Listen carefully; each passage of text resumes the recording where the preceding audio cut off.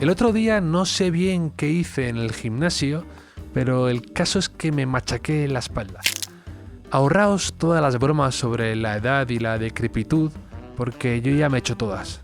Como decía Lina Dunham en Girls, cualquiera que piense o diga alguna maldad sobre mí, debería saber que yo ya me la he dicho a mí misma, y probablemente en la última media hora.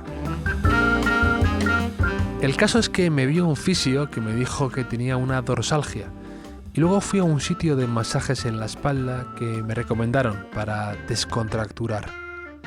Y cuando llegué al sitio en cuestión, yo ahí con el albornoz que me dieron, que basta ya de albornoces talla única, por favor, esos albornoces para hobbits, y me encontré con un remanso de paz y luces tenues, con jazmines y nenúfares con agua, y pequeñas cascadas y un jardín zen con un rastrillo y música de cuencos tibetanos sonando de fondo.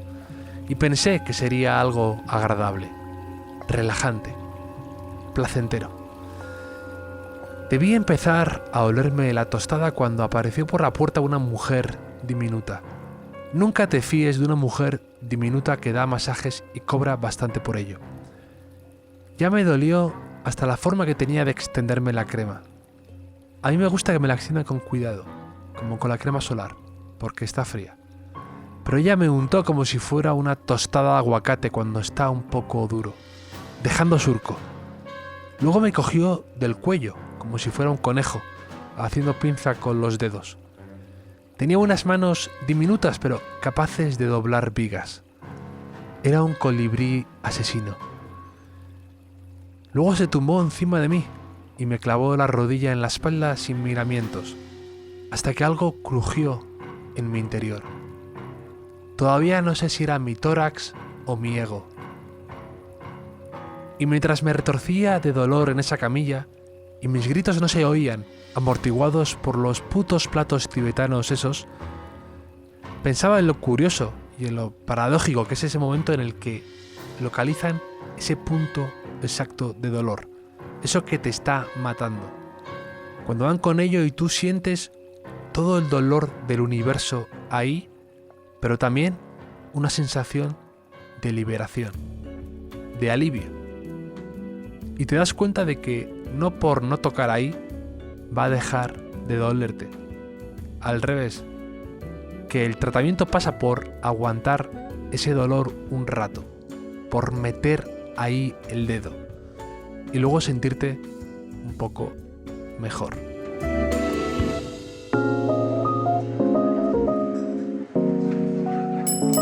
Bienvenidos al Hotel Jorge Juan con Javier Aznar, un podcast de Vanity Fair y Seagram's.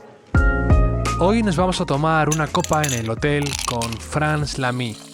Frans es un auténtico festival de persona, siempre alegre y riéndose, con 1000 ideas en la cabeza, que vive en París, donde hace unos años decidió dejarlo todo y atreverse a lanzar su marca de bolsos, Josefina, con la que está teniendo un éxito enorme y con la que vende bolsos a todos los rincones del mundo a través de internet. También es la hermana del periodista y escritor David Gistau, del que se acaba de publicar esta semana una antología con sus mejores artículos, que fueron muchos y muy buenos. Mientras nos tomamos una copa, hablaremos con Frans de moda, de redes sociales, de París, de libros, de viajes y por supuesto del recuerdo de David Gistau, de cómo fue crecer con él como hermano mayor y de su libro, El penúltimo Negroni. Porque hoy no será un gin tonic, hoy será un Negroni. Dice Garci que el Negroni es un cóctel de exterior, terraza y mañana alta, y que la época ideal para tomarlo es en primavera, un día soleado y puestos a elegir en Roma, tras un paseo y en una mesa con un mantelito de cuadros azules y cenicero. Cuando tus compañeros de terraza y aperitivo pertenecen como tú a esa hora incierta en que la mañana se viste de tarde, una hora difícil de calcular, una hora que es como un veraneo de una sola hora, en la que se disfruta de algo tan hermoso y tan difícil de conseguir como perder el tiempo. Los de la terraza somos extranjeros camusianos, en busca de algo más que comida, sol, aire, mar, monumentos, cuadros, aventuras o descanso.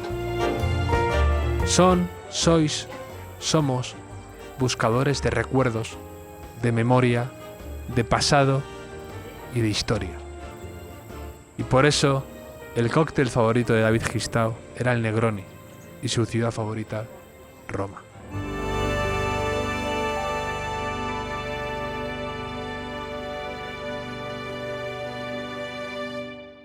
¿Cómo estás, Franz? Hola, muy bien. ¿Qué tal estás? Encantado de que hayas venido al hotel. Si no encuentras algo a tu gusto, dímelo, ¿eh? Ya vamos a recepción, te traen otra copa, un gin tonic. La carta de almohadas, lo que necesites. ¿Cómo estás? Muy bien, fenomenal. Muchísimas gracias por invitarme. Que vienes de París, ¿no? Vamos. Vengo llegada ayer desde París, en un avión lleno, que me quedé un poco alucinando, la verdad. Pensé que iba a ir en el vuelo vacío y nada, encantada de estar en Madrid con un tiempo casi caribeño, 19 grados. Sí, ha hecho buenísimo estos días, muy inesperado y muy agradable. Tú naciste en España, en Madrid, sí, ¿no? Yo nací en Madrid. Y has vivido toda la vida en Francia, ¿no? O casi toda la vida. Yo me fui con 20 años a París. Yo soy franco-española, he nacido aquí, todos mis hermanos han nacido aquí. Hemos crecido en una familia franco-española con las dos culturas siempre entremezcladas, cosa que ha sido bastante pues curioso y divertido. Y luego me ennovié con un francés. Y terminé yéndome a París, pues debía tener unos 20, 21 más o menos. Y llevo ahí desde entonces, casi, pues eso, 17, 18 años. ¿Te ha gustado esto de la vida entre Francia y España? ¿Sabes? Creo que Me gusta muchísimo porque yo ahora mismo, como tengo una empresa, estoy en España entre 3 y 4 meses al año. Porque Madrid, bueno, soy una fan absoluta de Madrid, lo he hecho todavía de menos, la verdad. Después de 18 años me costó bastante adaptarme a París, aunque es una ciudad maravillosa, es una ciudad bastante dura en el día a día. Y me encanta volver. De hecho, los primeros años yo creo que venía prácticamente un fin de semana al mes.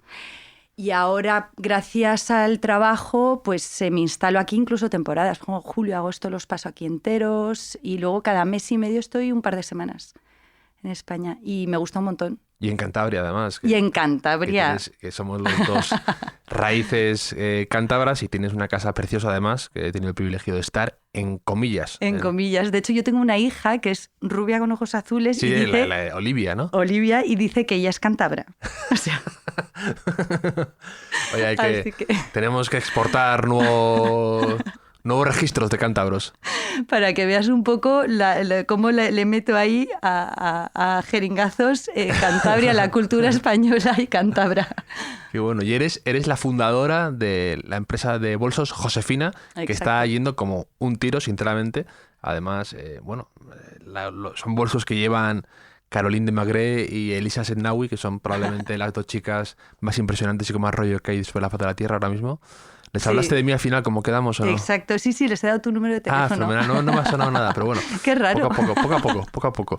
Y estás ahí encantada, ¿no? Con tus bolsos. Estoy que están encantada. yendo fenomenal. Sí. Estoy encantada. A ver, este año ha sido duro como para, supongo, 99% de los negocios, pero estoy muy contenta porque es un negocio, aparte que me da una libertad bastante, o sea, una libertad brutal que me permite compaginar muy bien la vida familiar. Tengo 2 hijos y mi vida profesional, aunque siempre está, en realidad la realidad es que está siempre todo entremezclado. O sea, me cuesta muchísimo separar hijos de trabajo y en general estoy trabajando con los niños al lado. Pero a lo que voy es que me permite irme, pues justamente estas temporadas a Cantabria, que me parece una calidad de vida bestial, y luego estoy encantada porque es un concepto en el que yo he creído muchísimo, en el que me he lanzado, a pesar de que haya gente, entre otros mi marido, me haya tomado un poco por loca cuando en 2013 le dije que me iba de mi trabajo. Yo trabajaba en la típica empresa gorda de estas de cosmética y con puesto bueno y tal,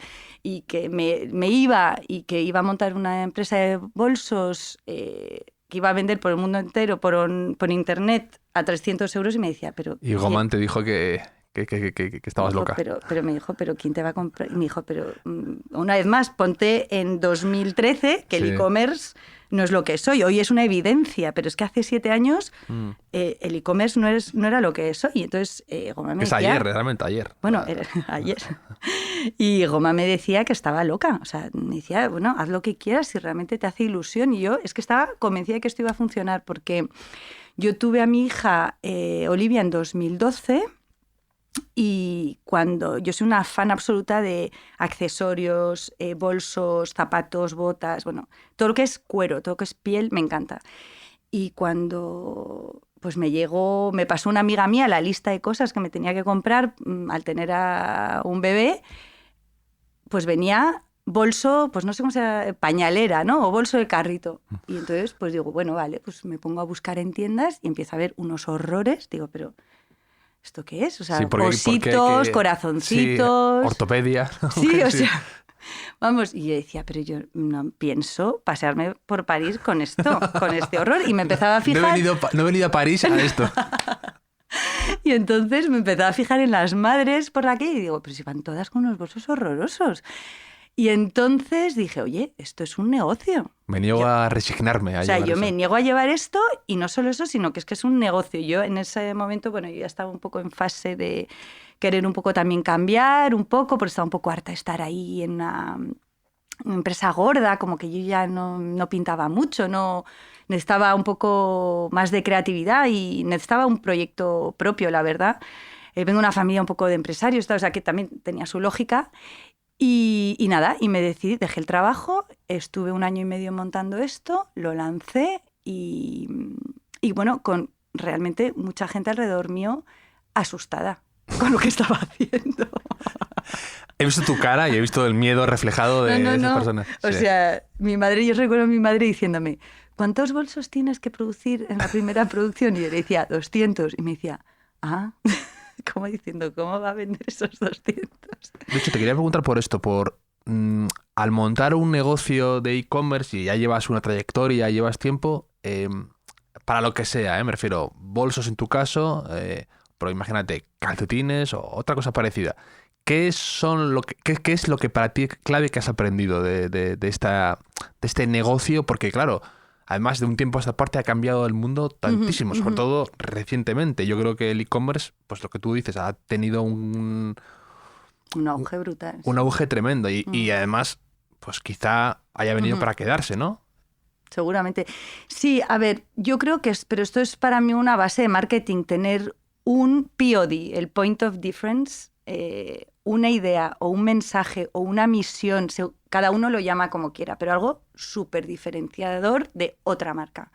En mi caso eran claramente unos bolsos que se adaptan a tu vida, porque al principio el concepto era bolso de pañales, pero también introduje bolso para ordenador, porque en realidad el bolso era mi bolso ideal para mí en ese momento, en esa etapa de mi vida, que yo iba con el ordenador a todas partes, o si no iba con pañales o con biberones y tal. Y para volver a tu pregunta, claramente es el Point of Difference. Y creo que eso lo tenía yo muy claro. Un producto como el mío no existía en el mercado. En otra marca puede ser una historia que sea claramente diferenciadora comparada con otro. Para mí eso es la base. Luego dicen que una buena idea mal ejecutada, pues vale menos que una mala idea bien ejecutada. Entonces ahí luego es verdad que la ejecución es súper importante desde la calidad. Yo quería hacer Made in Spain 100%. Tenemos unos artesanos de marroquinería que son la envidia de muchos países y no sabemos vendernos, por cierto. Y luego una estrategia de comunicación y marketing muy clara. Una vez más, yo cuando me lancé, desde el principio dije que quería lanzar online. Mucha gente una vez más me tomó un poco por loca. No, tienes que intentar vender en el Bon Marché o en el Corte Inglés. Y yo no quería por muchísimas razones, porque eso me obligaba a multiplicar por 2 mi precio y yo consideraba que quería dar una calidad muy buena a un precio relativamente accesible, que no dejan de ser 300 euros, pero para una calidad de un bolso íntegramente hecho en España, a mano, con piel muy buena. Entonces, pero y luego toda la estrategia de marketing muy clara, comunicación, producto, Sí. cómo lo distribuyes, que para mí era e-commerce, y lo llevé al fondo, y la calidad. Y también lo quise hacer online, me parecía muchísimo más sencillo. Con luego la complejidad que, oye, tienes una web, tienes un producto estupendo, tienes una web estupenda. ¿Cómo haces que la gente vea tu web? Porque Claro, una a web mí en eso realidad es un cajón dentro de un mueble Claro. lleno de cajoncitos. Entonces, ¿cómo haces? Entonces, bueno, pues en aquel momento redes sociales era lo más evidente y además coherente, porque cuando estás online en redes le das al clic y accedes a la web, ¿no? Que cuando estás en una revista no le puedes dar a clic. O sea, entonces, tenía toda su coherencia y luego, pues también suerte. El factor suerte, hay cosas claramente que me han ocurrido, a ver, por haber estado en el buen lugar, en el buen momento, pero por suerte también. ¿Y algún error que hayas cometido que dices, mira, esto ya sé que quizá para un negocio de e-commerce o a mí no me sirve para mis bolsos o lo que sea, algo que digas, a lo mejor una tontería o algo así que digas, mira, esto, como antes me decías fuera de micro que te has quitado el café con leche por la leche, pues y dices, a lo mejor no reparas en ello, pero dices, esto me sienta mal todos los días. Ya. Entonces, algo así que digas... Una marca como la mía, que ahora hay 1000, que hacen desde el desarrollo del producto, que siguen yo estoy por la mañana desde comprando piel, haciendo pedidos de bolsos, hablando con un consumidor, o sea, un follower en Instagram respondiéndole una pregunta sobre un bolso, y por la tarde hablando contigo o con una periodista o con un influencer. Entonces, lo complejo es que cuando lanzas una marca de e-commerce, y eso mucha gente, yo de lo que observo, le cuesta más, es que e-commerce implica logística. Y logística es, lo siento por los expertos en logística, pero es de las cosas menos apasionantes que hay en este mundo. Ya, no, y aparte, y más difíciles de ver, porque... Y más difíciles de porque ver. cuando tu paquete o tu producto se va, tú lo pierdes de vista y no sabes qué está ocurriendo, no sabes qué está pasando, no sabes cómo mejorarlo, no sabes, eso está fuera de tu alcance. Pero es que además todo, desde cómo haces el stock, bueno, primero los pedidos, la gestión del stock, cómo ordenas tus bolsos en el almacén, Claro. cómo tal cosa. Y yo ahí he sido súper meticulosa y eso lo tengo que agradecer a mi vida anterior en empresa gorda, porque ahí... Yo he tenido cientos de reuniones con gente especializada en logística y que aunque el tema no me apasione, aprendí un montón de cosas. Entonces, es que yo tengo amigas que me dicen, pero ¿cómo haces? Entonces, yo es que tengo la caja calculada al milímetro para que quepa el bolso, porque cuanto más pequeña es la caja, más barato me sale el transporte. He llamado a transportistas, he estado negociando precios, que amigas mías me decían, ¿que has llamado a DHL y has negociado precios? Claro. No me han pasado la tarifa y he dicho, vale, ok, sino que les he negociado precios. Eso me ha permitido que, aunque sea muy caro el transporte, no deja de ser caro, pero que yo haya podido fácilmente introducir en el precio envíos y devoluciones gratuitas, porque a mí me parece indispensable en el e-commerce que puedas enviar y devolver gratuitamente, porque justamente, ¿quién te va a comprar un bolso de 300 euros en Australia? Pues el que tenga seguro que se lo voy a mandar y se lo voy a devolver gratuitamente si no le gusta. Y son cosas que, porque claro, e-commerce o marca, piensas marketing, piensas diseño, piensas shootings, efectivamente eso es toda la parte a mí que más me divierte, pero si quieres que tu negocio vaya bien, tienes que hacer un business plan, tienes que pensar en todas estas cosas. Y es para mí lo difícil en un negocio. Entonces, responder a tu pregunta, difícil ha sido en logística, que al principio lo hacíamos nosotros. Yo al principio empecé en mi casa, en mi salón, gestionando los bolsos, hacía los paquetes, me iba a correos con mis paquetes bajo el brazo, luego iba con el carrito del bebé lleno de cajas de bolsos. El pobre Axel empaquetando bolsos para su madre. Tengo muchas fotos de mis hijos empaquetando bolsos. Igual alguien me denuncia algún día. Cuando has dicho muchas, esto apunta a trauma del pobre Axel dentro de unos años. No, es que han sido muy monos. Y luego ya pude coger una oficina, pude contratar a alguien que me ayudara hacer paquetes poco a poco. Alguien legal ya. Legalmente y declarado. No menor de edad. Y declarado que me hiciera esos paquetes, y luego ya, cuando ya el volumen se volvía un poco descontrolado, cogí un almacén logístico. Y ahí va mi error. Pero perdón por los almacenes logísticos, que son buenos, pero a mí fue un error. Cogí un almacén que fue muy malo, la verdad. Ya. Y ahora encontré una solución mucho mejor, que es un sitio cerca de donde fabrico. Entonces, me ahorro en transporte, porque los bolsos antes venían de España a Francia, y luego de Francia a veces otra vez a España si los pedidos venían de España. Claro, o sea, era un poco claro. absurdo. Los bolsos se quedan en España, se van a un almacén logístico, pero de gente súper pro. Me ahorro plástico, ya no hay plástico en ningún momento de la logística, porque los bolsos salen del taller. Tengo un control del stock súper bueno, porque como es en la misma ciudad y que tiene una capacidad de producción bastante rápida en una semana, o sea, he mejorado todo y estoy encantada. Entonces, pero mi primer error fue logística con el taller. Y luego, segundo error, pero bueno, que tampoco es un error, es complicado montar equipo. A mí es lo que más me cuesta. Tengo muy buena relación con las chicas del equipo, que son además estupendas. O sea, tengo una suerte loca de tener a estas chicas, pero me veo fallando en el management. ¿Sabes? Te dicen management, tienes que hacer crecer a las personas, sacar lo mejor de ellas, y a veces digo, ay, en eso no soy buena, no consigo ahí.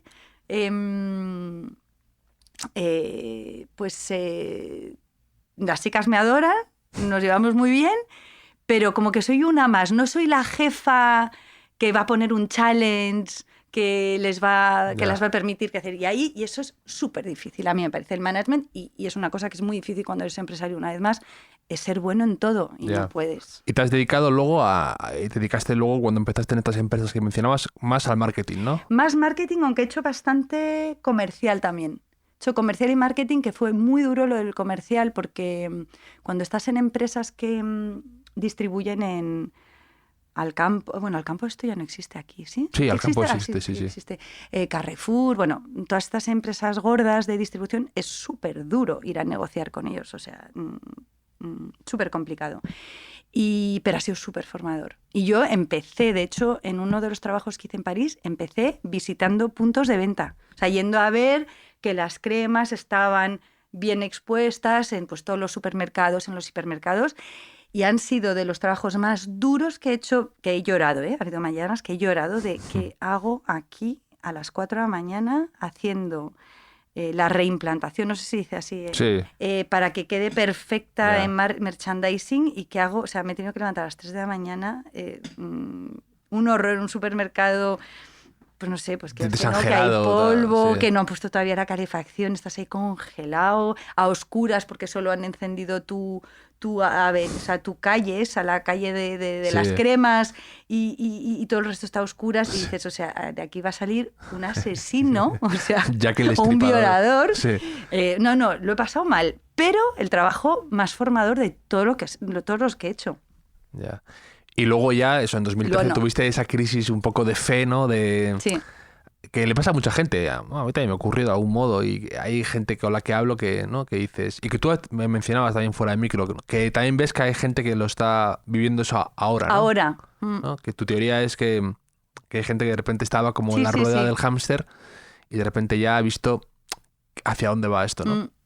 Sí, a mí exactamente es lo que me pasó. Es decir, que en 2012, bueno, tengo a mi hija. A mí lo que me hizo el cambio de chip, yo creo que fue tener a mi hija, entre otras cosas. Bueno, eso y una jefa loca que tuve. Y la combinación de los dos fue como, ¿qué hago aquí? Volví de mi baja de maternidad encantada, porque pues yo formo parte de las chicas, bueno, que le ocurre a muchas, que me encantó mi baja de maternidad, pero estaba encantada de volver al trabajo.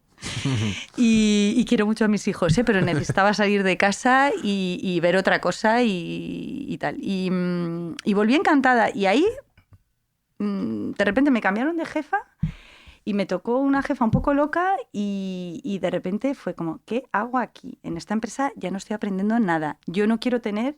O sea, es cuando te das cuenta de que no quieres tener el puesto de tu jefa. Que dices, vaya aburrimiento. Sí, eso es... Cuando te pasas el día en reuniones y que en realidad te sientas a trabajar a las 6 de la tarde y dices, o sea, desde esta mañana no he hecho... Me da la impresión de que no he hecho nada, no he producido nada. En las reuniones en las que está no hemos tomado prácticamente ninguna decisión. O sea... Llegó un momento que decía, esto me está pareciendo una pérdida de tiempo, no estoy aprendiendo nada, no quiero el puesto de mi jefa, no quiero ningún otro puesto en esta empresa. Y en realidad llevaba un año con el nacimiento de mi hija con la idea de los bolsos, y dije, oye, ¿y si lo dejo todo y me lanzo por estas, que es un producto, un concepto en el que creo al 100%, no creo que sea la única mujer del mundo a la que le ha pasado esto? Y además, oye, ¿qué pasa si me equivoco? ¿No? Perdí ese miedo a equivocarse, ¿no? Que como, y yo estoy intentando tener cuidado con mis hijos en la educación porque hemos crecido todos como que equivocarse es un drama. Y equivocarse está fenomenal, porque es que si no te equivocas no aprendes, o sea, o en todo caso, mi caso, ¿no? Y ya casi con ganas de equivocarme, ¿no? De, oye, ¿y si me equivoco, qué pasa? Y si no vendo ni un bolso, ¿qué pasa? No pasa nada. No pasa nada. Oye, yo hice mis cuentas, invertí una parte de dinero en la empresa, dije, mira, esto es lo que hay. Con este dinero podía haber hecho otra cosa, un pedazo de viaje o una entrada para un pisito o cualquier cosa. No, mira, lo voy a invertir aquí y en lugar de invertirlo en un máster, ponle, lo voy a invertir en esto. Y no quiero perder más dinero que ese. O sea, ese es el dinero que estoy dispuesta a perder. Y si lo pierdo, no pasa nada. Bueno, mi marido no estaba tan de acuerdo con esto que te estoy diciendo. El pobre Román está quedando aquí como el que te puso todos los palos en la rueda. Oye, pues a lo mejor me hizo mucho challenge también, ¿eh? Y me vino bien. Necesitas a veces contrapeso, ¿no? No, mi marido yo creo que estaba asustado. Porque de repente hice ahí yo un cambio, pues eso que te digo, él asoció todo un poco con la maternidad y tal, y como es verdad que esta mujer está cambiando, no es la misma que antes. Y justamente a mí me vino fenomenal porque yo estaba llevando una vida profesional, que no personal, pero una vida profesional que era la que se suponía que yo tenía que llevar. Ya. Pues has hecho empresariales, has no sé qué, tienes que estar en marketing, en cosmética. O sea, no podía ser más cliché, o sea, la carrera profesional que está llevando, cuando en realidad... Hay más caminos, pero... Hay más caminos y en el fondo a mí no me gusta... O sea, en realidad no me gusta o sí, pero o sea, no siento ninguna obligación de seguir la corriente de lo que hace la gente, ¿no? Una vez más, yo es que me di cuenta en ese momento de que no... Es que me di riesgos. El riesgo, tuve la suerte de tener un poco de dinero que me podía permitir perder. No podía perder más que ese, pero me lo podía, era de un dinero que tenía ahorrado. Y es medir miedos. Y efectivamente, al ser empresario no tienes que tener miedo a perder. De hecho, tienes varios escenarios. El A, el B, el C. El A es que te va fenomenal, el B que te va correctamente y el C es que no vendes nada. Y, oye, ¿qué pasa? Oye, pues no pasa nada. En mi caso... hice todo para que no pasara nada.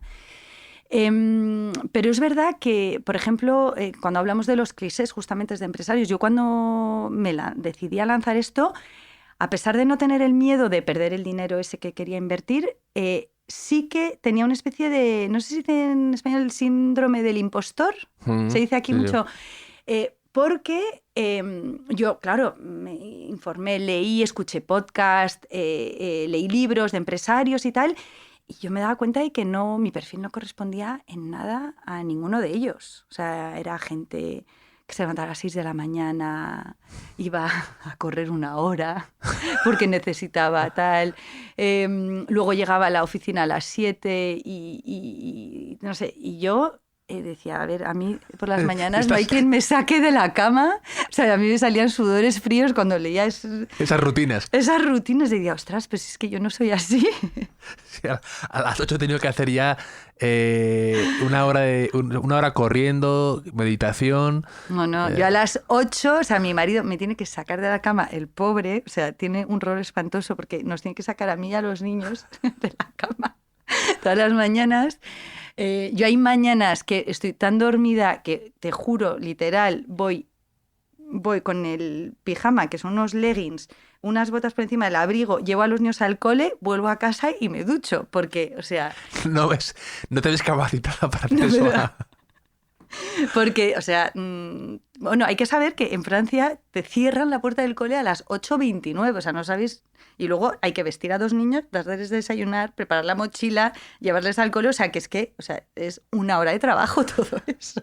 No me ha dado tiempo de ducharme.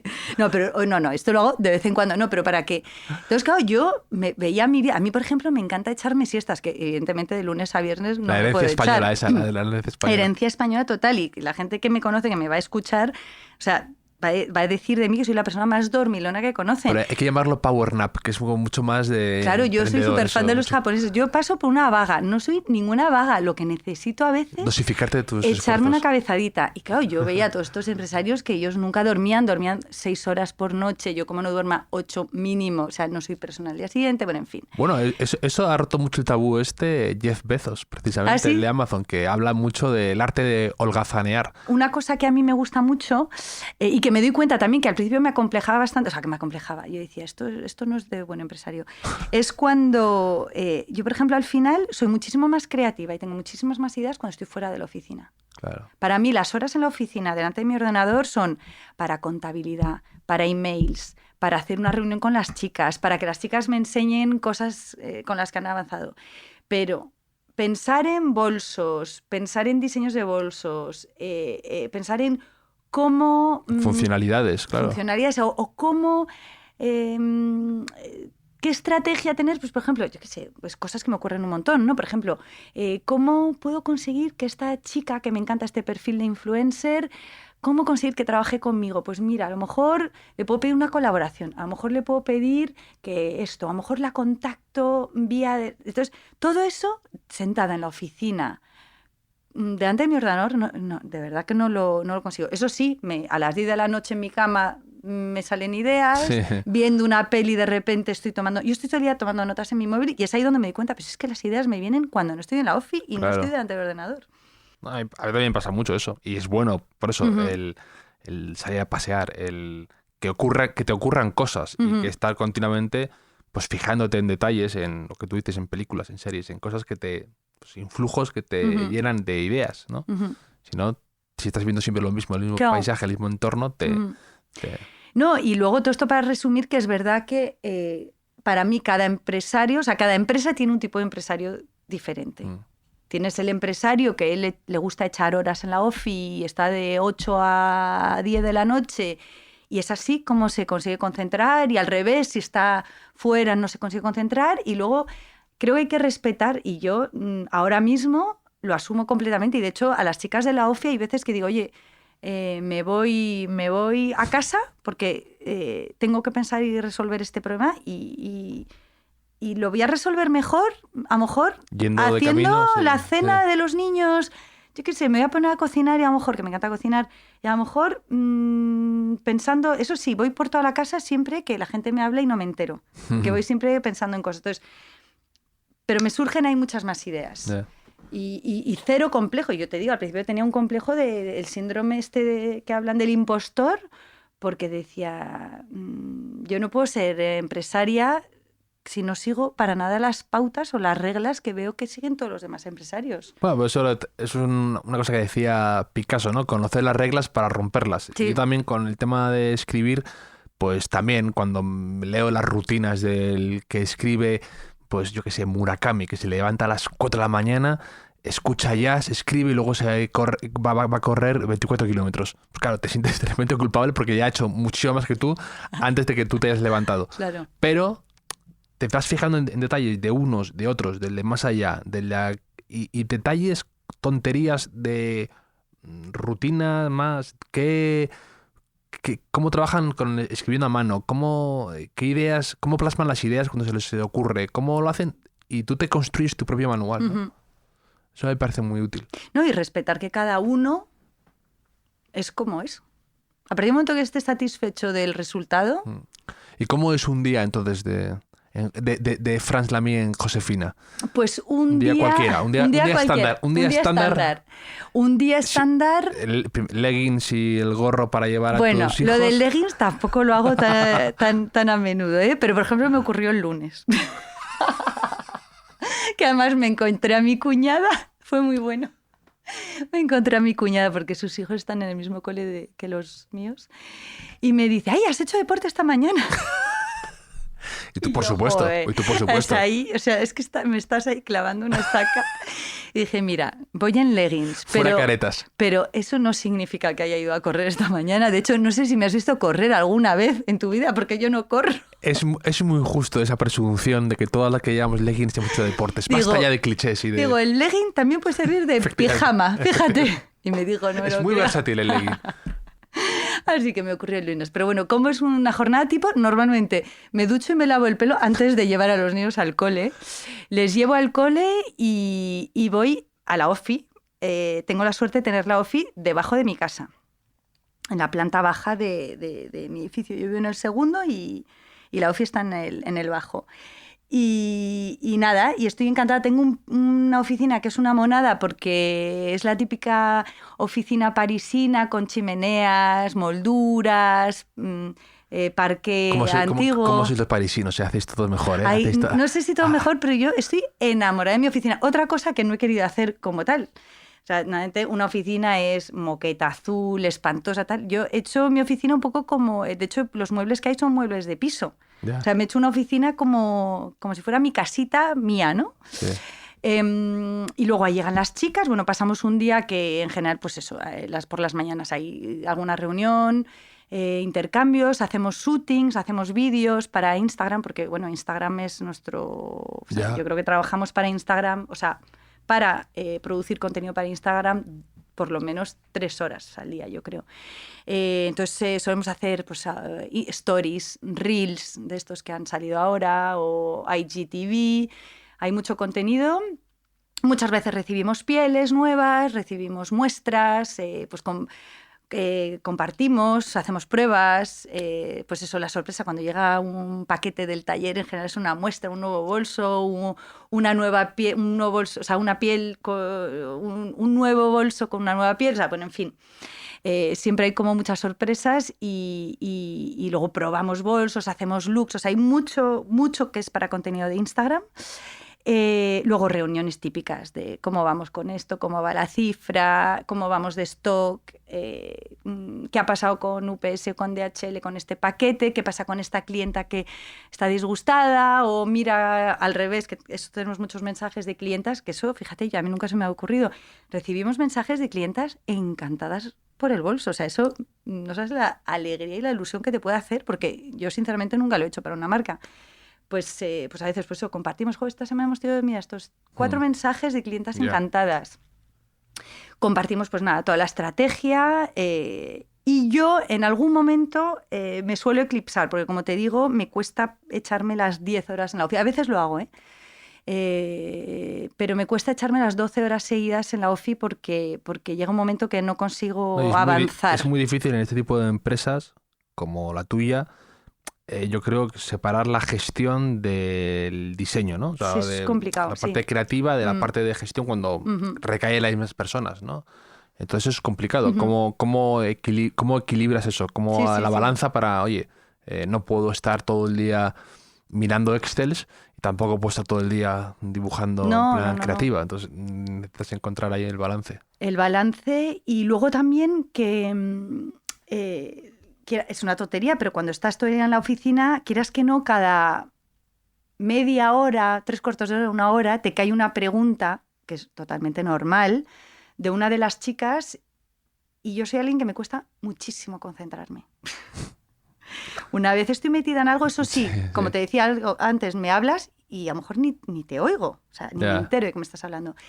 Pero entonces, claro, a mí me parece una faena cuando estoy centrada en algo y me hacen una pregunta, o sea, tardo un buen rato en volverme a meter en el tema. Entonces, cuando sé que tengo que redactar una estrategia o escribir un email importante o contestar una entrevista, tal, necesito irme de la OFI e irme sobre todo a un sitio en el que estoy sola. A mí me ocurría mucho eso, que tenía un montón de cosas a medias. Y, por ejemplo, ¿cómo te manejas con el tema de Instagram? Que comentas que es tan importante para algo como lo vuestro y una ventana, ¿no? Y una oportunidad, es vuestro escaparate. Uh-huh. Es complicado porque, a ver, básicamente Instagram inicialmente eran... fotos vintage era. Sí, exacto, Sí, fotos del momento. Con filtros con filtros que te antiguos. daban, que al principio todo el mundo utilizaba los filtros de Instagram y ahora ya nadie los utiliza, pues se han quedado como un poco anticuados, ¿no? Entonces, claro, cuando vuelves al origen de Instagram, lo que sucede hoy ya no tiene nada que ver. Claro, y te tienes que adaptar a eso. Entonces, si te digo, es complicado y la verdad es que yo cada poco me replanteo cómo... ¿Reniegas en Instagram? No lo reniego porque me parece... a mí es una red que me gusta muchísimo, lo que no significa que todo sea bueno, pero es una red que como consumidora, ya no como marca, me gusta muchísimo. Realmente me parece genial poder con esta red social poder seguir a una familia, por ejemplo, una familia que es americana, de hecho, pero que se han ido a vivir a Byron Bay en Australia y es una familia que me tiene fascinada. O sea, yo todos los días voy a ver lo que ponen, pues están todo el día haciendo surf en Byron Bay, toda la familia es ideal. Sí, creo que sé Courtney quiénes son. Adams, ¿sabes cuál es? Sí, perfectamente. Pero hay varias de esas que digo, no, esta vida, este way of life, no me lo creo. O sea, es demasiado tribu de los Brady, a veces. A ver, tiene su punto cursilón, efectivamente. Pero me parece fascinante, desde mi casa o oficina de París o de comillas o de Madrid, donde esté en ese momento, poder ver qué sucede en una familia en Byron Bay. Evidentemente, todo el mundo en Instagram, y yo incluida, ponemos solo lo bonito y lo que nos gusta. No voy a poner el día que tengo un día espantoso. Yo escribí una columna sobre eso. Digo, yo estoy en defensa del postureo en Instagram porque bastante tengo con mis miserias para tener que aguantar encima del resto. Entonces yo creo que al revés, quiero algo tan básico como que un amigo mío se ha casado y ver cómo ve desde su habitación Japón porque se ha ido ahí de viaje. Pues me interesa, me gusta, me parece curioso, me parece pues tener acceso a otras vidas que eran imposibles, pero por tu cultura y por tu... saciar tu curiosidad más elemental, pero siempre y cuando sin perder un poco el foco. Hay gente que se le pierde o le supera las redes sociales. Efectivamente. Hombre, claro, es verdad que hay gente que se acompleja y que se cree que por no tener ese estilo de vida, pues su vida es una mierda. Entonces, evidentemente, tienes que saber seleccionar a qué personas sigues y analizar cómo te afecta, ¿no? Esa relación con esos perfiles de Instagram. Oye, a mí es que me encanta, me alegra. Yo te digo, es que me alegra el día ver a esta familia ahí surfeando. Digo, ay, qué ganas, pero luego no digo, qué vaya... guapos todos. Sí, son todos guapísimos. Además, no digo qué vida más asquerosa tengo yo. Luego, por ejemplo, me encanta seguir, pues yo qué sé, a una familia en Estados Unidos, las recetas, decoración. Es que a mí me gusta pues, seguir muchas cuentas de Instagram de decoración de recetas, de familias. Sigo también, evidentemente, influencers de moda, porque realmente hay algunas que me apasiona cómo combinan sus looks, cómo combinan marcas. ¿Quiénes te gustan? Bueno, yo tengo una pasión por Blanca Miró. Me parece, bueno, de las influencers, o sea, para una influencer, de verdad. De las que tú crees que cumple autenticidad, inspiración. Autenticidad máxima, eso sí. A lo mejor no me pondría ni la mitad de la ropa que se pone porque... Sí, pero eso no tiene nada que ver. No tiene nada que ver. Pero me fascina cómo combina marcas. Bueno, me parece espectacular. O sea, es así la que te doy claramente. Luego sigo pues a las que hay que seguir. Caroline de Maigret. Bueno, Caroline de Maigret para mí es otra cosa. Para mí Caroline de Maigret me gusta ella más para mí. Su personalidad. Me gusta más su personalidad, esa imagen de la parisina que es... Sí, el libro este que era fantástico suyo de... Sí, pero es que es verdad que yo tengo una amiga española que la adoro, que es muy simpática, que siempre me dice, yo es que estoy hasta las narices. Cuando voy a una boda en Francia, yo no entiendo. Se ponen un vestido de diario, simplemente con unos tacones y lo complementan tal, casi no van maquilladas y vayan sin peinar. Y casi con el pelo sucio. Y es verdad que las francesas no se visten mucho. Fíjate, o sea, es raro ir a una boda y que vaya la gente conjuntadísima. Es rarísimo. Es verdad, yo he ido a muchas bodas en Francia que voy con un vestido que a lo mejor me he puesto para trabajar. Eso sí, le he puesto unos tacones. Yo qué sé, a lo mejor me he puesto un accesorio que le dé un poco vestido, una chaqueta un poco vestida y ya está. Y Caroline de Maigret representa eso muy bien porque va siempre como despeinada. Con su flequillo Con el flequillo, que además me hace mucha gracia, que le llega hasta los ojos Sí. porque dice que no quiere que se le vean las arrugas de la frente. Y esa actitud y ese esa sentido del humor. actitud muy dejada. A ver, no te digo que todas las parisinas sean así, evidentemente hay de todo, ¿no? Pero es verdad que hay esa tendencia a ser... A ver, aún así estudiando mucho cómo te vistes, ¿eh? Que, ojo, no digo que no estudien Claro. cómo se visten, ¿eh? Que no digo que sean unas dejadas, pero hay una especie de informalidad al final. Al final yo creo que por París ves a gente muy elegante, pero que va vestida muy informal, mucha zapatilla de deporte, pero siempre con... Y a mí lo que me gusta mucho que hacen las francesas es esa mezcla de look masculino-femenino y esa mezcla de voy con unas zapatillas sucias, a lo mejor, o unas botas un poco sucias, pero voy con un pantalón impecable. Y esa mezcla de... Sí, de no voy de estreno, no voy... Exacto. Y lo resumía también muy bien Inés de la Fressange en una entrevista que... Inés, otra fantástica. Me encanta.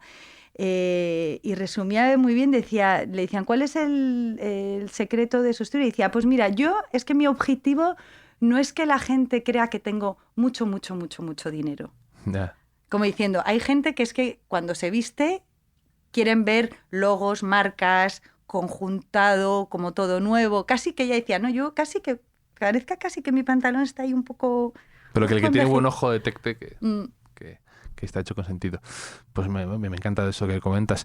Y luego también te quería preguntar así, antes de hacerte el cuestionario Proust, que es ya un clásico del podcast, era que acaba de salir estos días el libro El penúltimo Negroni, de tu hermano David Gistau. Y te quería preguntar un poco si nos puedes hablar un poco de cómo fue tener de hermano mayor a David, que yo conozco una de tus historias y es fantástico. Entonces, ¿cómo fue tenerle de hermano mayor a David? Pues mira, David ha sido un hermano, bueno, aparte súper protector. Somos 3 hermanas y un hermano, y ha sido súper protector con nosotras siempre. Yo era la pequeñita, de lejos, además, con David me llevaba 12 años. Y yo he sido un poco el juguete de pequeña, porque, pues imagínate, cuando tienes 10, 12, 15 años y tienes una hermana de 3, 4, 5 años, y me llevaban a todas partes. O sea, yo he crecido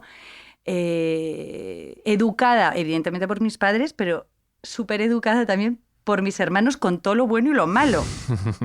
Porque me lleva unas broncas y unos palos, pues claro, de niños de 12, 15 años con a lo mejor poca paciencia de tal, gritos, tal, pero por otra parte me han mimado lo que no ha sido, o sea, lo que no está en los escritos.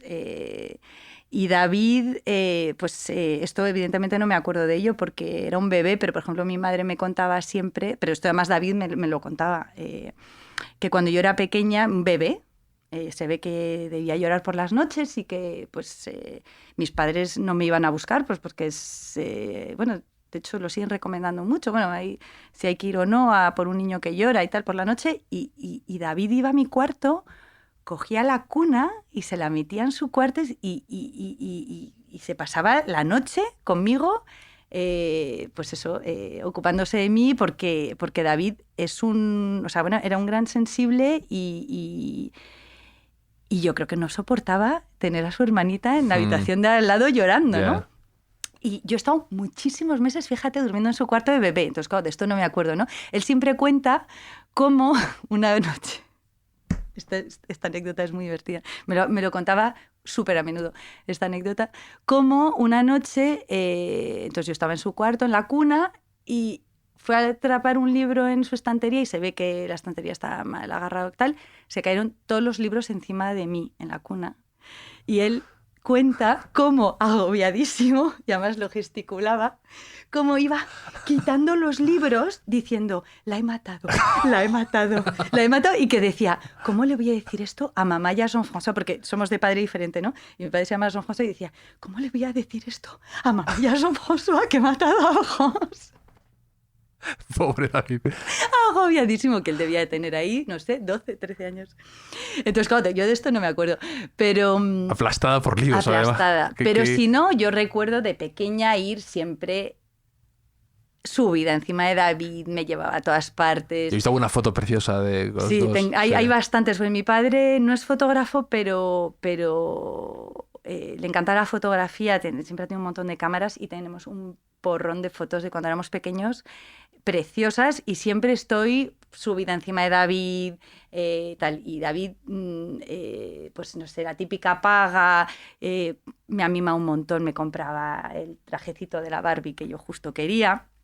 Y luego, por otro lado, ha sido muy divertido como hermano, pues bueno, era un tío divertidísimo y lo ha sido muchísimo como hermano porque era totalmente, o sea, inconsciente. O sea, inconsciente no, pero me inconsciente.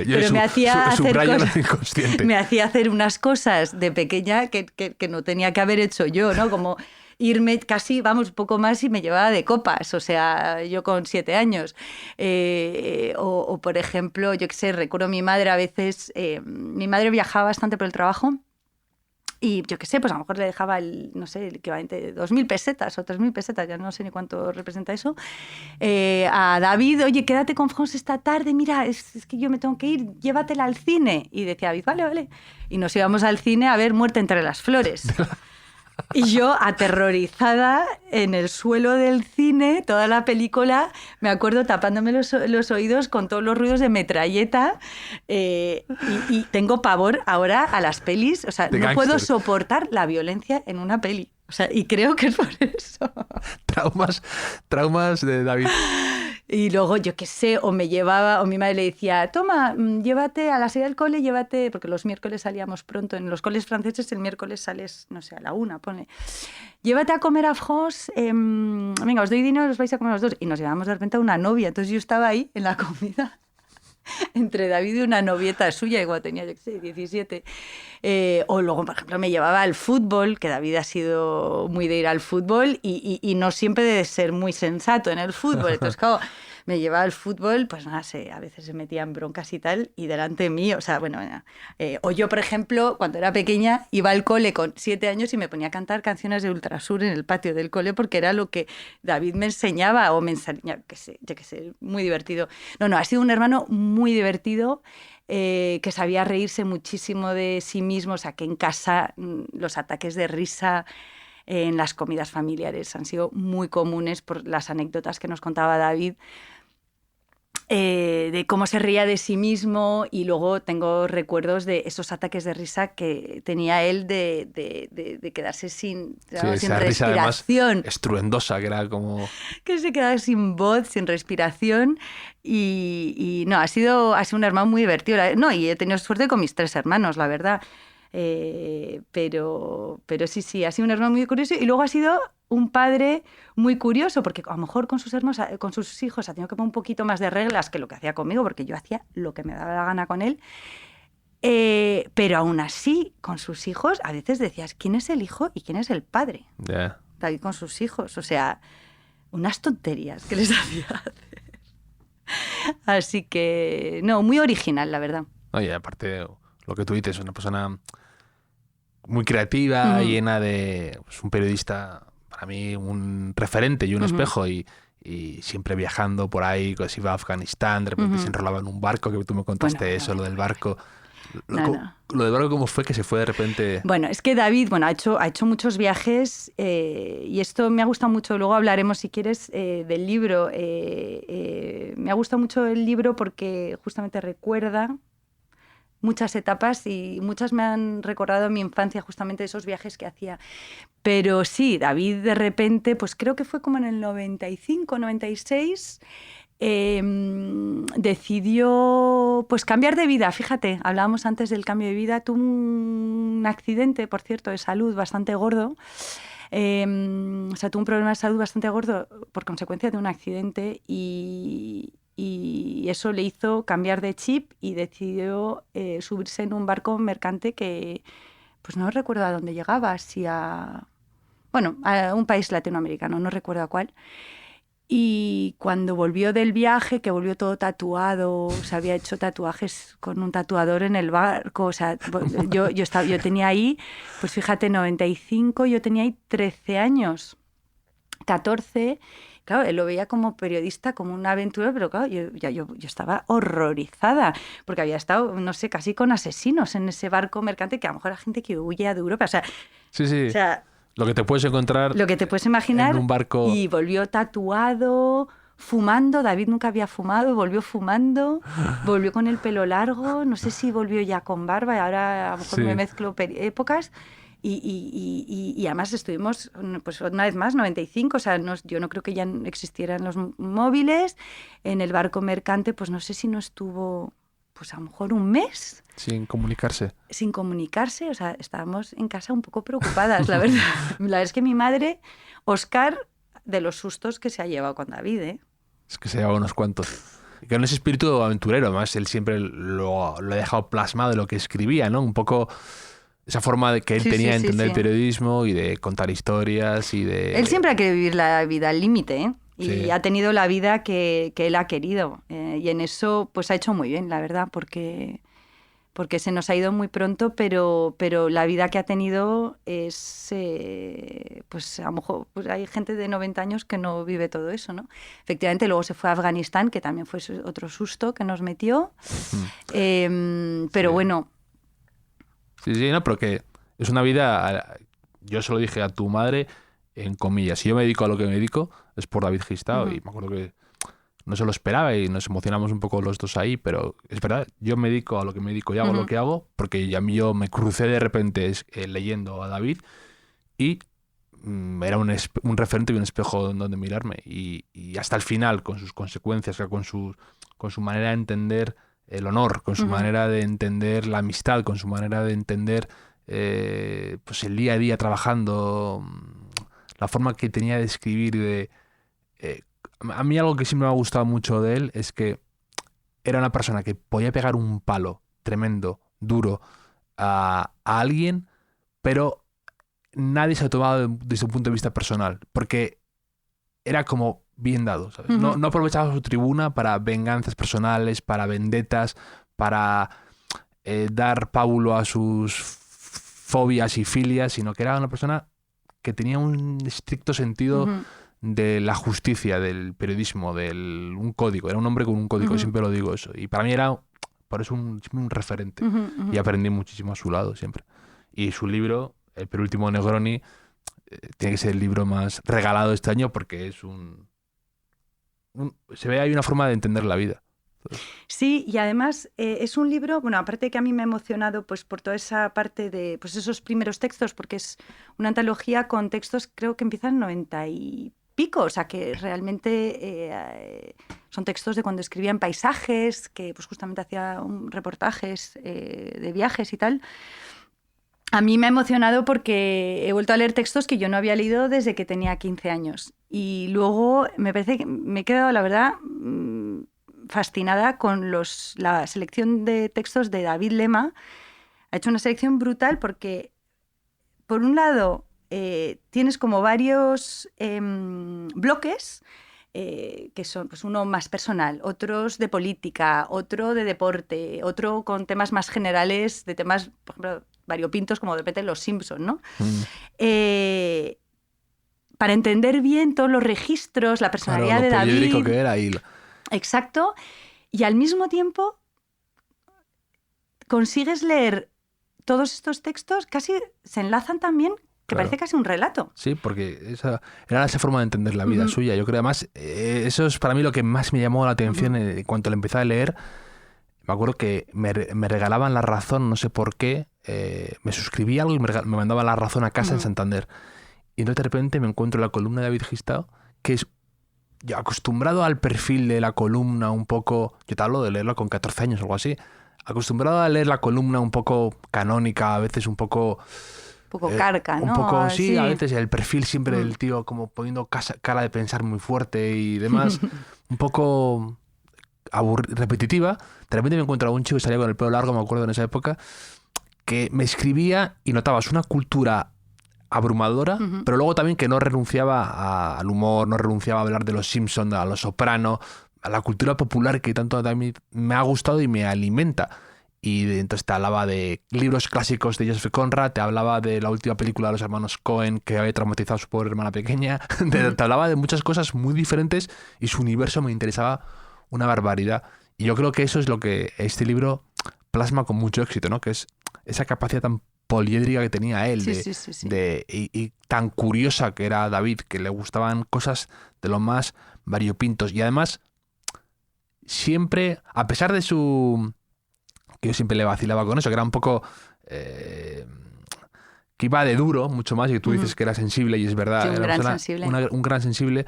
Y luego tenía un grandísimo respeto por lo que a veces él no conocía. Y le interesaba muchísimo. Era Entonces, súper curioso. te preguntaba por temas que él le eran totalmente ajenos, pero de repente le interesaba una barbaridad saber más de un mundo completamente desconocido para él. Y de repente veías casi cómo estudiaba, cómo leía, cómo todo eso. No, y David tenía una gran humildad porque él, aparte que no era consciente, no le interesaba ser consciente de lo leído que era o de hecho... incluso le daba corte, ¿no? Sí, cuando le paraban por la calle. Y él se hacía de menos Sí, continuamente sí, en general. En cuanto a... A ver, llegaba un tiempo ya se iba acostumbrando, pero realmente le daba bastante corte que le pararan por la calle. O sea, y era una persona, bueno, con una memoria prodigiosa. Aparte de una memoria prodigiosa, un espíritu crítico prodigioso y, como tú dices, siempre muy punzante, pero sin querer hacer daño. Nunca exacto. Cruel. Duro, pero nunca cruel. Duro, exacto. De hecho, eso le ha valido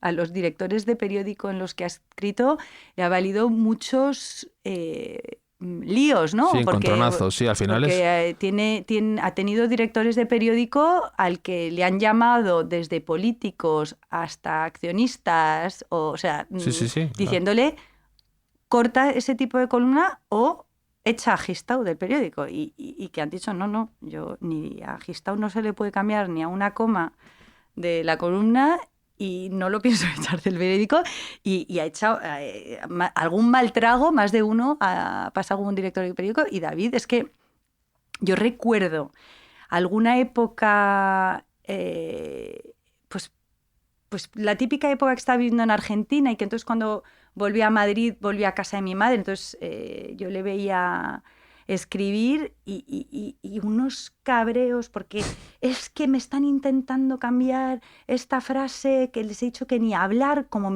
y le oía, como me cambiéis esa frase es que tenéis mañana mi dimisión en el periódico. Bueno, yo le veía y le decía, ¿qué pasa? No, es que me están intentando cambiar una frase, no sé.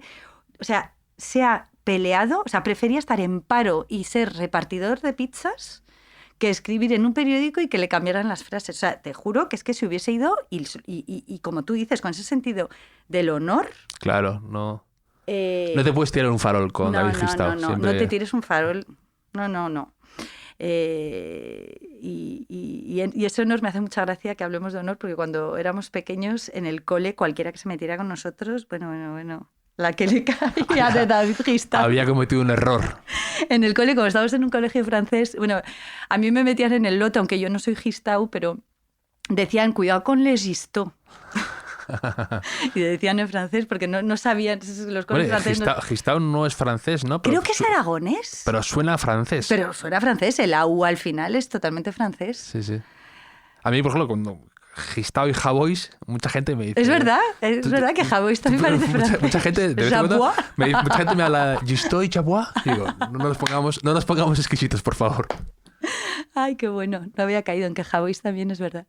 Pues con el recuerdo de David pasamos, si te parece, al cuestionario Proust. Perfecto. Que es una tradición aquí de vez en cuando hacemos con invitados y siempre me parece muy divertido. ¿Cuál es tu idea de felicidad perfecta? Pues te diría muchos, pero un día de playa de estos buenos de Cantabria, con amigos, los niños, el típico día que te pasas 7 horas en la playa, 10 horas, ahí en una playa de estas grandecitas de Cantabria, para mí perfecto. Mejor que la de Byron Beach, Sí. de la influencer aquella. ¿Cuál es tu mayor miedo?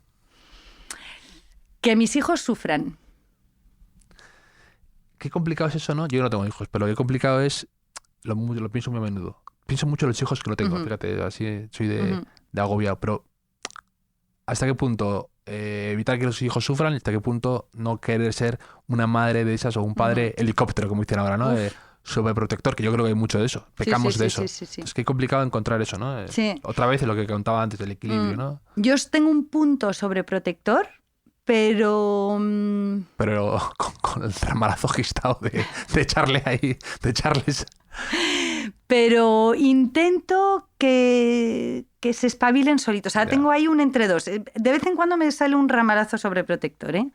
Pero es verdad que lo que más me preocupa, porque hay gente que se va a preocupar, o sea, y lo entiendo, ¿eh? Gente que dice que mis hijos tengan un carrerón, sean abogados, no sé qué. No, a mí me da igual que mis hijos sean lo que quieran mientras sean felices. O sea, y lo digo sinceramente. Eso me acaba de venir a la cabeza tu madre, en comillas, que me contaba cómo David, cuando jugaba al fútbol con sus hijos, les arrollaba como un tanque con los pequeños y entonces decía, no, es que tienen que endurecerse, tienen que crecer, tienen que... El pelotazo que me dio David en la cabeza en ese mismo jardín del que hablas, embarazada yo de Axel como de 7 meses... Y me cayó un cañonazo en la cabeza de David. Es que pensé que ibas a decir cuando tenías 8 años y me tienes embarazada, o sea, hace nada. O sea, lo recuerdo todavía y cómo me retumbó la cabeza, que yo casi pensé, ¿me caeré o no me caeré? Y yo estaba embarazada de 7 meses y me giré con una cara que yo creo que ha debido ser las caras de peor leche que he puesto en mi vida. Me giré como diciendo, ¿quién me ha mandado esto? Y me giré y estaban todos los niños. ¡Hala! ¡Papá! ¡Que le has dado a... Señalando a David. Y David, en plan, ¡uy! Como un niño, peor que los niños. Sí. Un rasgo que deplores, que no te guste de ti misma y quieras cambiar. Pues yo creo la falta de confianza en mí misma. Que he mejorado, pero... a veces he sido bofetada. Pero a veces, ¿no? O sea, cuando te sorprendes a ti misma a veces, ¿no? Diciendo el paso que diste para... Sí. Montar, ¿no? A ver, cuando miro ¿no? desde hace 20 años, pero digo, ya tienes casi 40, tía, ya espabila, deja de tener estas inseguridades, leñe. Ya. ¿Te fijas mucho en lo que hacen los demás o compañeras, amigas y demás? No me fijo mucho en lo que hacen los demás, pero soy muy exigente conmigo misma y entonces cuando creo que no estoy a la altura tengo tendencia a pegarme latigazos un poco sola y ahí es donde tengo también, igual que decíamos antes, perderle miedo al miedo o a equivocarse o tal, pues también, oye, esto forma parte, pero es que soy muy, o sea, a mí por ejemplo alguien me va a decir qué maravillosa es esta foto que habéis hecho en Instagram o esta campaña. Si a mí no me termina de convencer, me puede venir el Papa a decirme que es la foto más maravillosa, que me da igual, mientras a mí no me encante, ¿no? ¿Y un rasgo que no te guste de los demás y que te ponga nerviosa o que no te cueste mucho? La tacañería. Puedo tener... O sea, una persona con todo virtudes, las mejores del mundo, y ser tacaño... Creo que no puedo ser amiga de esa persona. Me horroriza.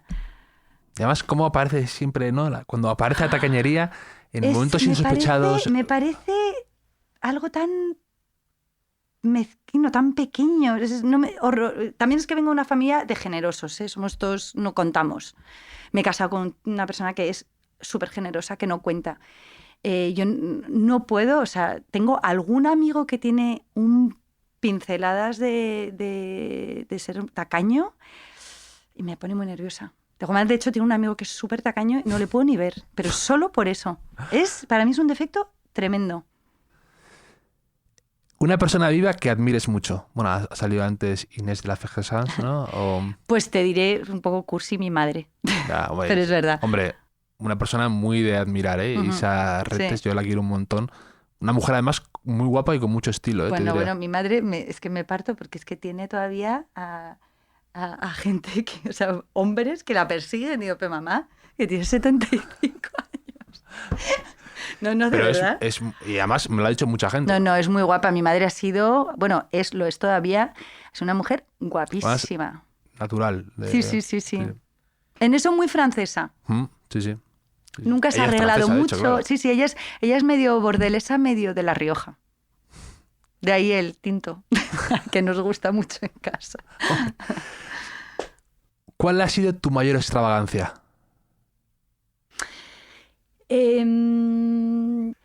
A ver, creo que es más que extravagancias, originalidades, sí. Intento tenerlo porque me gusta disfrutar de la vida y una vez más, no porque no se haga, no lo voy a hacer. Entonces, y eso cada vez más con el tiempo, no sé cómo voy a ser con 80. Porque vamos, cada vez me lanzo más. Pero así de las últimas extravaganzas que me divierto mucho con mi marido, bueno, que no hago hace tiempo porque está todo cerrado en París, es de repente un día entre semana irnos a desayunar a uno de los palas, nos gusta mucho el Shangri-La en París y nos vamos ahí sin haber dormido ahí, ¿eh? Nos vamos ahí, nos vamos a desayunar, nos tiramos 2 horas y media dándole al buffet. Y casi que nos tomamos... En vez de Wedding Crusher, Breakfast Crusher. Hotel y casi que nos damos una copita de champán y es un martes por la mañana. Y él se inventa una reunión en el trabajo y yo, pues mira, pues un día que llego a las 11 de la mañana al trabajo y cuando lo hacemos decimos, ¿cómo mola? Y estás, claro, y me hace mucha gracia por estar rodeado de... Hay muchos chinos, porque como es un hotel, una cadena china, hay mucho turista chino y luego muchos desayunos de negocios y cosas así. Claro. Y estamos Goma y yo. Sí. Que parece que estamos de luna de miel cuando vivimos en París. O sea, y me encanta. Es una cosa que me encanta hacer. Fantástico. ¿Cuál es tu estado de ánimo actual? Bastante bueno. Estoy... si no es por la... poca proyección que tengo para proyectos personales, porque no sabemos ni qué podemos hacer dentro de 4 días, que eso me frustra un poco, la verdad. Estoy en un momento, la verdad, bastante bueno, personal, profesional, familiar. No, estoy bastante bien. Una cualidad que te guste en un hombre y en una mujer. La capacidad de reírse de sí mismo. Yo cuando veo alrededor mío la gente que me gusta, que me cae bien, además para mí es un signo de inteligencia, saber reírse de sí mismo, me encanta. ¿Qué palabras o frases o muletilla utilizas con demasiada frecuencia? Espectacular. Espectacular. Es bueno eso. Este sitio es espectacular. Esta carne es espectacular todo el día. De hecho, me las he intentado quitar porque es bastante... Ya, ¿cómo es de odioso cuando detectas... además, eso yo lo he contado una vez, que por el podcast, claro, cuando tienes que volverlo a escuchar y detectas palabras que dices con demasiada frecuencia o que te apoyas en ellas...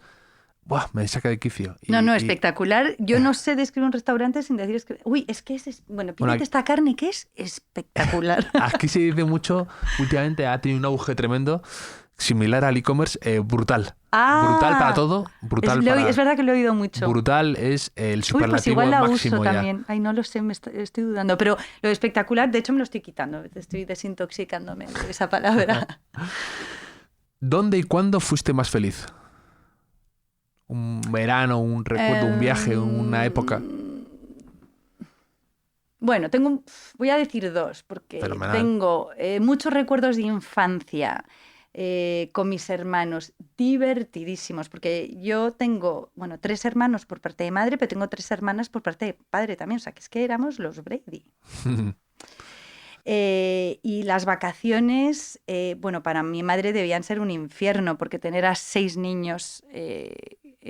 que llevara a Mallorca, que llevara a Menorca, que llevara a Comillas, que, o sea, para mi madre debía ser un horror. Mi madre me decía que, o sea, comíamos pasta y arroz todo el día, que es que ya, o sea, durante un mes que pasaba de hacer de comer, algo más complicado que eso, pero yo lo recuerdo muy divertido de pequeña. Y alguna vez íbamos también al Bassin d'Arcachon, cerca de Burdeos, donde está la duna de Pilat. No sé si conoces esa zona. Si no la conoces. De hecho, creo que me habló David de esa zona. Ay, David le apasionaba. Sí. Iba todos los veranos. Le encantaba. Y todo, me mandaba una foto en barco y a por ahí dando una vuelta. Es que tenemos familia ahí. Nuestra familia de Burdeos veranea ahí. Y es un sitio maravilloso. Es donde Canet ha hecho las dos películas una se llama, no sé cómo se llama en español, pero es Le Petit Mouchoir. Sí.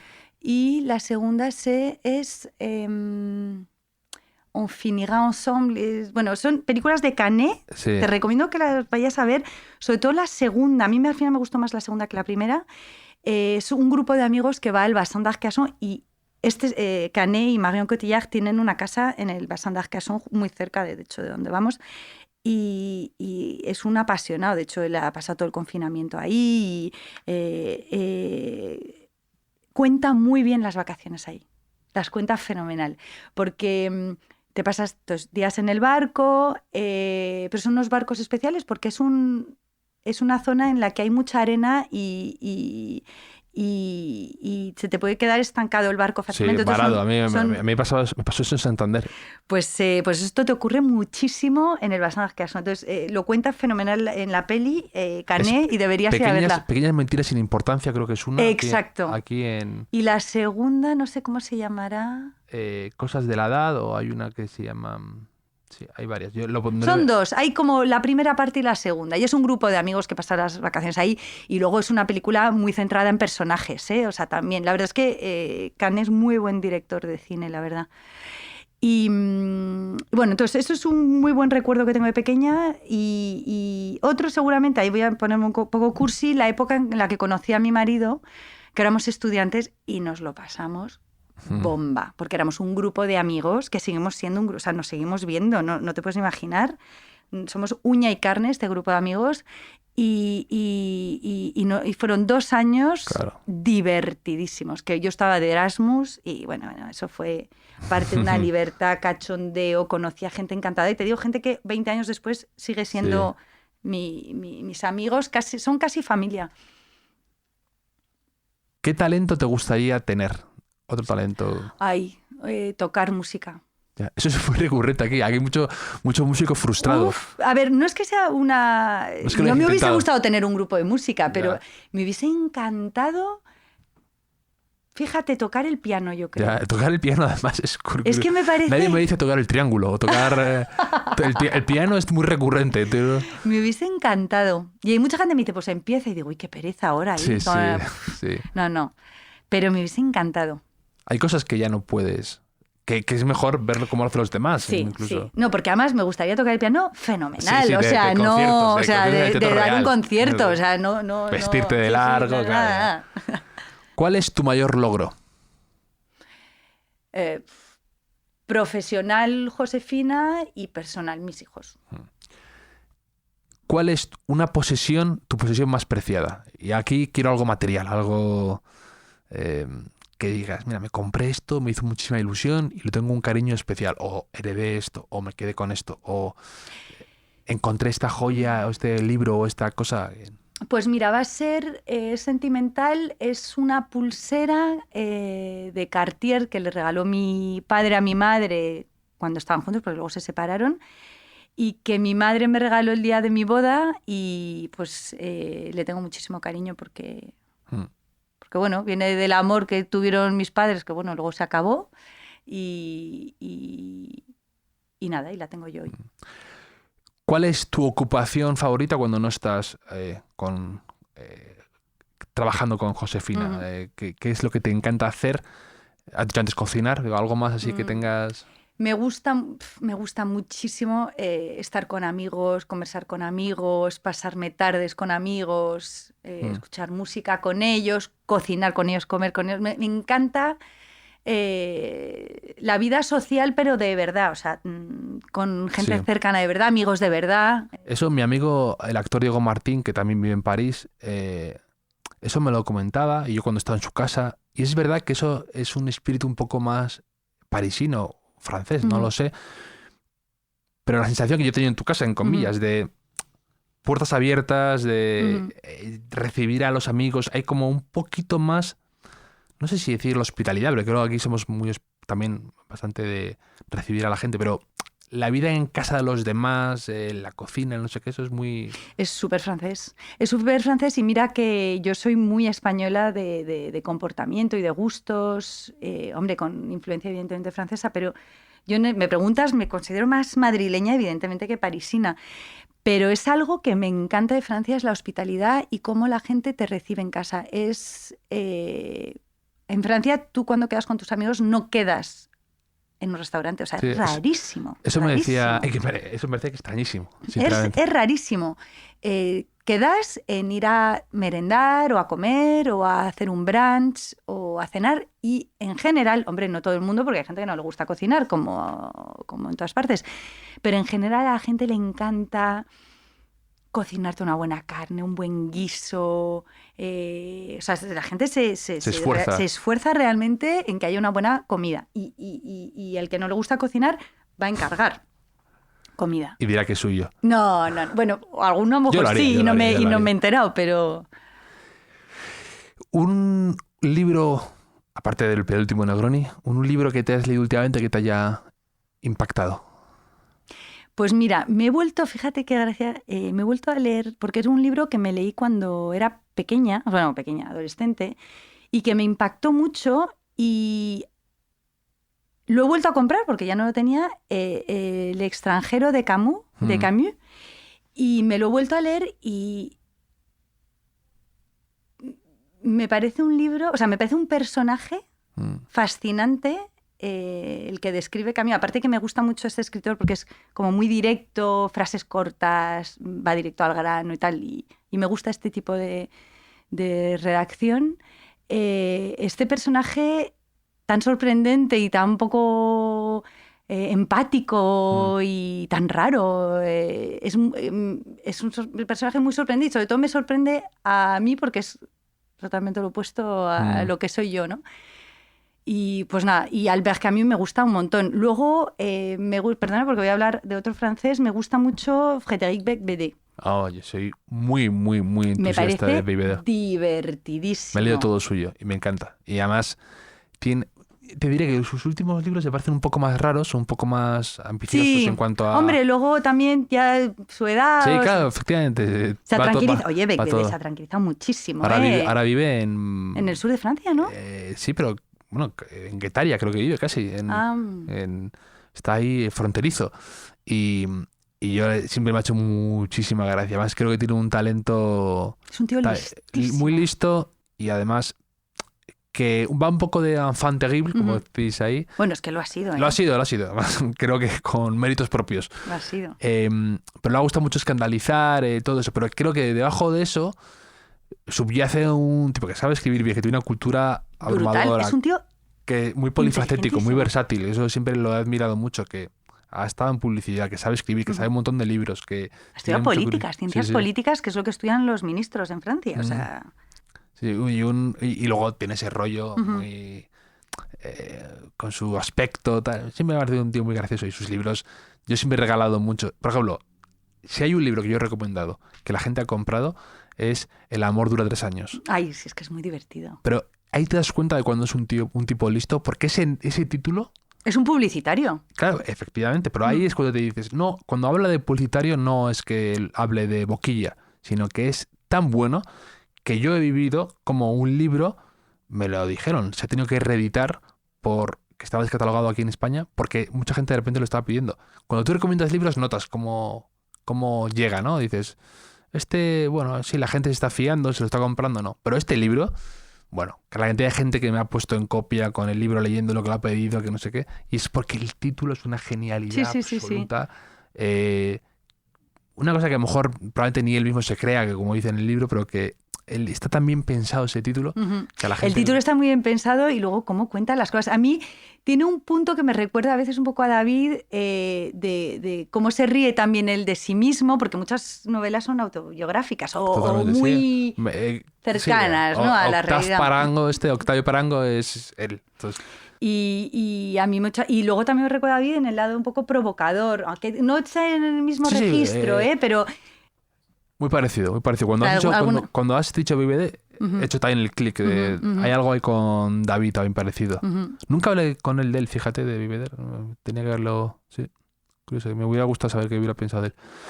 Y algo de lo que te arrepientas en tu vida, algo que digas, mira, esto viene aquí a mi cabeza de vez en cuando y no lo hice bien o no estuve bien, o tenía que haber hecho esto mejor, o tenía que haber aprendido a hacer esto.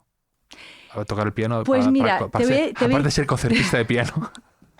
No, pues te voy a decir una cosa que fíjate, la vida es así y tal, pero en los últimos 10 años, como hemos tenido todos hijos en la familia y tal, las reuniones familiares han sido, pues eso, intentar comer con 18 niños, bueno, exagero, ¿no? Pero como 8 niños alrededor, que parecían 18, que venía a interrumpirnos, que uno se tenía que ir de la mesa, que uno lloraba, que no sé. Y llevo 10 años... con poca conversación de adultos con mis hermanos y con mi madre, ¿no?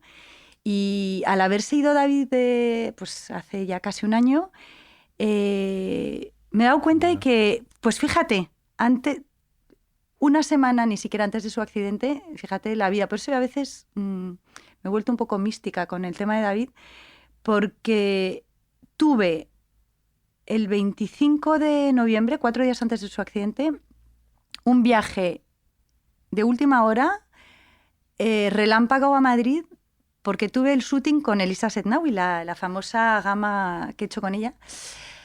Y surgió de última hora, porque ese shooting en realidad tenía que haber tenido lugar 2 días después en París. Y al final a Elisa se le complicó lo de París y como ya estaba en Madrid, dijo, mira, me viene mejor que sea en lugar del miércoles, el lunes y en Madrid. Bueno, pues de última hora, busca fotógrafos, tal. Aparecí el sábado en Madrid. Y el domingo comimos los 4 hermanos con mi madre.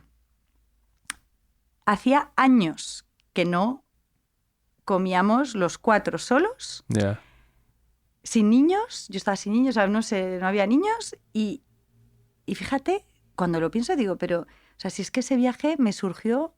Accidentalmente, sí. De última hora. Y esa comida con mis hermanos y con mi madre... Hacía años que no teníamos una comida así de tranquilos en la que podíamos hablar, que nos podíamos reír, que no teníamos que estar con prisas o echando broncas a niños o cambiando pañales o no sé qué. Y fíjate que fue 4 días antes del accidente y mi madre lo sigue recordando y dice, esa comida a todos nos marcó porque hacía muchísimo tiempo. Entonces, entonces para responder, perdón, a tu pregunta es no haber pasado más tiempo así. Y es verdad que cuando tienes niños, pues te comen un poco todo tu tiempo, ¿no? Y para haber tenido más conversaciones tranquilas, pues siempre empezábamos una conversación, se paraba en mitad, alguien se tenía que ir, entonces es un poco, fíjate, lo que me arrepiento un poco, ¿no? De no haberlo cuidado, es un poco más. Somos una familia bastante, somos súper bloque, siempre lo hemos sido. Se nos ha ido un pilar claramente de la familia, pero, a ver, aunque a mí a veces todavía me cuesta creerlo, evidentemente, pero por otra parte yo me siento tan afortunada de haber tenido un hermano como el que he tenido y de haberle conocido y que es que esto es la vida. Sí. Y justamente a mí me han dado, si yo ya iba por la vida dándole mordiscos y con pasos grandes y con dinamismo, pues lo hago todavía más, porque la mejor forma de honrar a David. Y es la mejor forma de honrarle y que yo, pues mira, creo que, noto que él está bien donde esté, estoy muy tranquila con eso y los que estamos malos son los que nos hemos quedado. Y tenemos que, pues desgraciadamente, aceptarlo. Es que esto...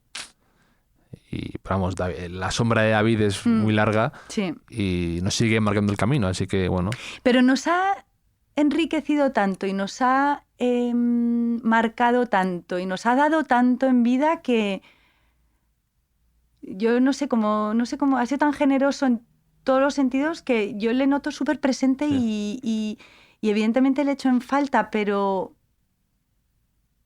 también me siento muy afortunada de haberle tenido. Ha dejado tanto escrito, además, tanta huella que es fácil seguir los caminos y los pasos y sigue presente lo que tú dices. A veces a mí mismo también me cuesta darme cuenta, pero está presente más que nunca con el tema de, o sea, con su nuevo libro, siempre presente. Entonces, ¿qué diría David? Que lo decía García en el podcast. ¿Qué diría David de esto?